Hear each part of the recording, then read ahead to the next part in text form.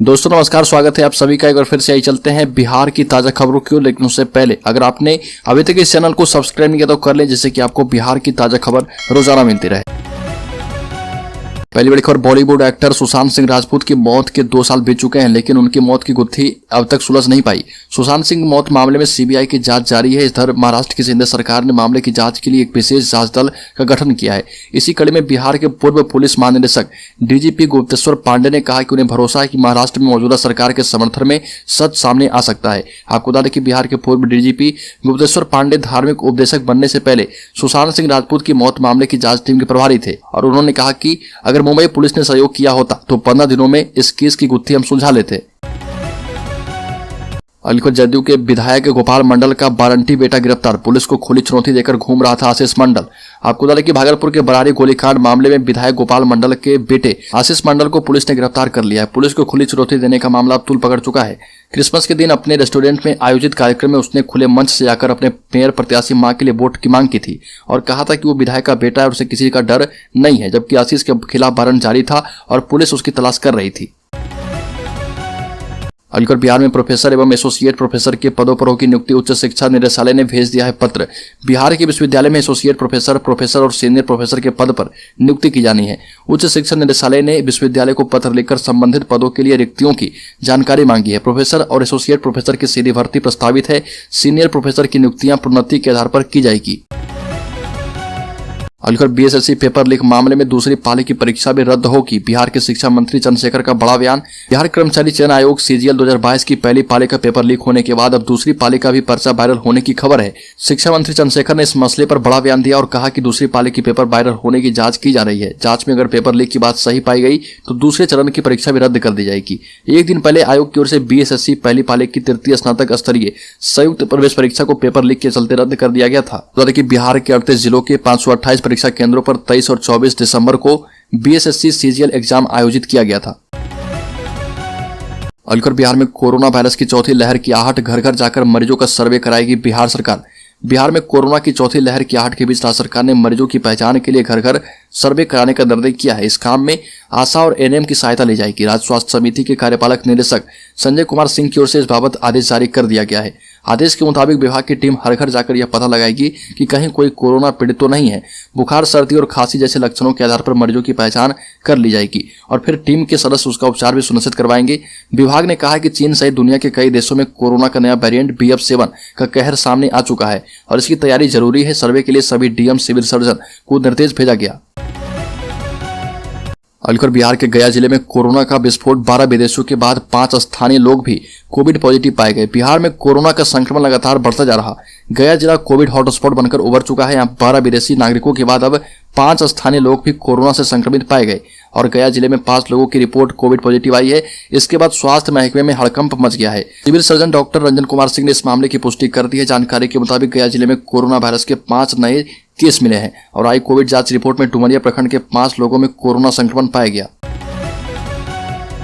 अलीगढ़ बिहार सरकार के द्वारा जाति आधारित गणना कराए जाने के निर्देश के आलोक में प्रखंड के भिरभिरी पंचायत के वार्ड सदस्यों, विकास मित्र, टोला सेवक एवं कचहरी सचिवों की एक बैठक आयोजित की गई। वीडियो ने कहा कि सीमांकन का आरंभ उत्तर पश्चिम दिशा से किया जाना है। सीमांकन के प्रारंभिक बिंदुओं में परिवार के मुखिया का नाम, मंदिर, मस्जिद या मुख्य सड़क को अंकित करना सुनिश्चित किया गया। बैठक में सभी पंचायतों के प्रत्येक वार्ड में अनुमानित 700 जनसंख्या के आधार पर प्रगणक ब्लॉक के चौहद्दी का निर्धारण किए जाने को लेकर चर्चा भी की गई। अलीगढ़ अररिया में वार्ड सदस्यों की अधिकार रैली, कहा कि मांग पूरी नहीं होने पर देंगे सामूहिक इस्तीफा। बिहार के अररिया जिले में अपनी मांगों को लेकर पंचायत वार्ड सदस्यों का 1 दिवसीय सम्मेलन सह अधिकार रैली का आयोजन किया गया और इसमें मांग पूरी नहीं हुई तो सभी सामूहिक रूप से इस्तीफा देने का ऐलान कर चुके हैं। बिहार के अररिया में अपनी मांगों को लेकर वार्ड सदस्य एकजुट हुए। अपनी मांगों को लेकर अररिया के नेताजी सुभाष स्टेडियम में जिले के सभी पंचायत प्रतिनिधि वार्ड सदस्यों का 1 दिवसीय सम्मेलन सह अधिकार रैली का आयोजन किया गया। जिले से आए सभी वार्ड सदस्यों ने अपने अधिकार की बात की। वार्ड सदस्यों ने कहा कि सरकार ने जिस उद्देश्य से पंचायत चुनाव 1 वर्ष पहले कराया था वह पूरा होता नजर नहीं आ रहा। जो अधिकार वार्ड सदस्यों को दिया गया था उसका भी पालन नहीं किया जा रहा। अलीगढ़ अररिया में कस्तूरबा गांधी बालिका विद्यालय के कर्मियों का धरना जारी। बिहार के अररिया में कस्तूरबा गांधी बालिका विद्यालय कर्मी अपनी विभिन्न समस्याओं के समाधान हेतु अररिया के कचहरी परिसर में 1 दिवसीय धरना दिए।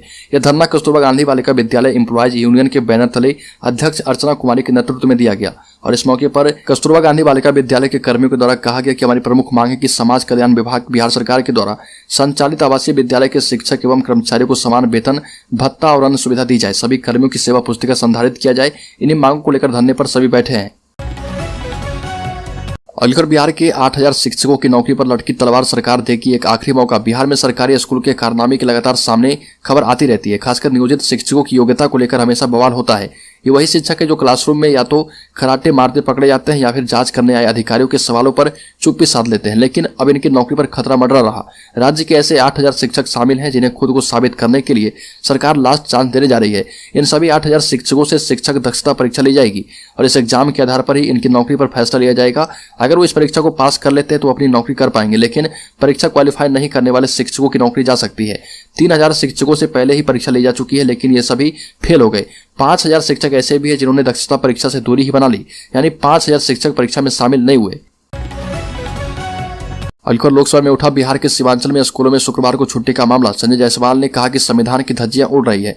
बिहार के किशनगंज, अररिया समेत सीमांचल के जिलों में सरकारी स्कूलों में शुक्रवार को छुट्टी कराने का मामला लोकसभा में उठा। बीजेपी के प्रदेश अध्यक्ष और सांसद संजय जायसवाल ने लोकसभा में यह मामला उठाते हुए कहा कि बिहार में संविधान की धज्जियां उड़ाई जा रही है। बांग्लादेशी घुसपैठियों से अपना कानून लागू कर रखा है और बिहार सरकार पूरी तरह खामोश बैठी है।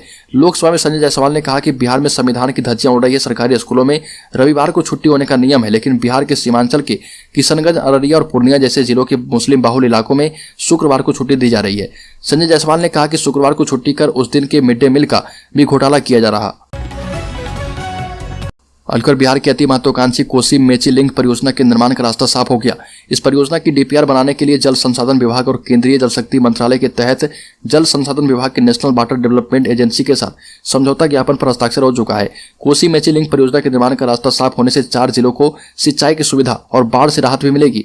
सूत्रों से मिली जानकारी के मुताबिक कोसी मेची लिंक परियोजना का काम शुरू करने के लिए पहले ही राज्य कैबिनेट से मंजूरी मिल चुकी है और इस परियोजना से अररिया जिले में करीब 69,000 हेक्टेयर, पूर्णिया जिले में करीब 69,000 हेक्टेयर, किशनगंज जिले में 39,000 हेक्टेयर और कटिहार जिले में 35,000 हेक्टेयर जमीन की सिंचाई हो पाएगी। अलीगढ़ बिहार में 5 जनवरी से शुरू होगी भारत जोड़ो यात्रा। कांग्रेस नेता राहुल गांधी की भारत जोड़ो यात्रा की तर्ज पर बिहार कांग्रेस अपनी राज्य स्तरीय यात्रा 5 जनवरी से शुरू कर रही है। कांग्रेस के राष्ट्रीय अध्यक्ष श्री मल्लिकार्जुन खड़गे 1200 किलोमीटर लंबी इस यात्रा को हरी झंडी दिखाकर रवाना करेंगे। बिहार कांग्रेस के प्रदेश अध्यक्ष अखिलेश प्रसाद सिंह ने इस बारे में बताया। कांग्रेस अध्यक्ष ने लोगों से भारी मात्रा में इस यात्रा से जुड़ने की अपील की। Aligarh Bihar staff selection commission के पहली पाली की परीक्षा के 65 सवालों का जवाब एक सॉल्वर ने तैयार किया था। इसके बाद वो जवाब उसी रास्ते से मोतिहारी के शांति निकेतन जुबली स्कूल के सेंटर में बैठे सुपौल के अजय कुमार के पास भी पहुंच गया था। वो भी तब जब परीक्षा खत्म होने में ठीक 30 मिनट का वक्त बाकी था। उसने सॉल्वर की तरफ से भेजे गए कई सवालों के जवाब को परीक्षा में लिखा भी था। यह बात अब स्पष्ट हो गई कि आर्थिक अपराध इकाई की जांच पेपर लीक करने वाले गिरफ्तार अजय सवाल और जवाब को दोनों तरफ फॉरवर्ड करने वाले विजय और सवालों का जवाब तैयार करने वाले सॉल्वर रवि राज से हुई पूछताछ में हर एक राज सामने आ चुका है। अलीगढ़ सिवान में चेयरमैन प्रत्याशी पुत्र को मारी गई गोली। सिवान में देर रात करीब 12 बजे चेयरमैन प्रत्याशी के पुत्र को बेखौफ अपराधियों ने गोली मारकर गंभीर रूप से घायल कर दिया। प्रत्याशी के पुत्र के बाएं पैर में गोली लगी, जिसके बाद उसे इलाज कराने के लिए सिवान सदर अस्पताल भेजा गया। घटना में घायल युवक की पहचान आदर नगर पंचायत के चेयरमैन प्रत्याशी चंद्रावती देवी के 28 वर्षीय पुत्र पिंटू कुशवाहा के रूप में की गई। दरअसल घटना के बाद घायल पिंटू कुशवाहा ने बताया कि अपराधियों ने घटना को अंजाम चुनावी रंजिश में दिया है। अलीगढ़ बिहार में 7 जनवरी से जाति आधारित जनगणना। सियासी बवाल के बाद अब गिनी जाएगी जातियां। बिहार में जाति आधारित जनगणना की शुरुआत 7 जनवरी से होगी। जातीय जनगणना 2 चरणों में कराया जाएगा। पहले चरण में मकान का नंबरीकरण और संक्षिप्त डेटा लिया जाएगा और उसे गणना ऐप में अपलोड किया जाएगा। सरकार इसके लिए कर्मियों को प्रशिक्षण दे रही है। सूत्रों से मिली जानकारी के मुताबिक 7 जनवरी से शुरू हो रहे जातीय जनगणना में लोगों से 26 प्रकार के सवाल पूछे जाएंगे। बिहार में जातीय जनगणना कराने को लेकर सीएम नीतीश कुमार ने कहा कि जाति आधारित गणना कराने का उद्देश्य लोगों को आगे बढ़ाना है ताकि राज्य का कोई भी व्यक्ति उपेक्षित न रह पाए।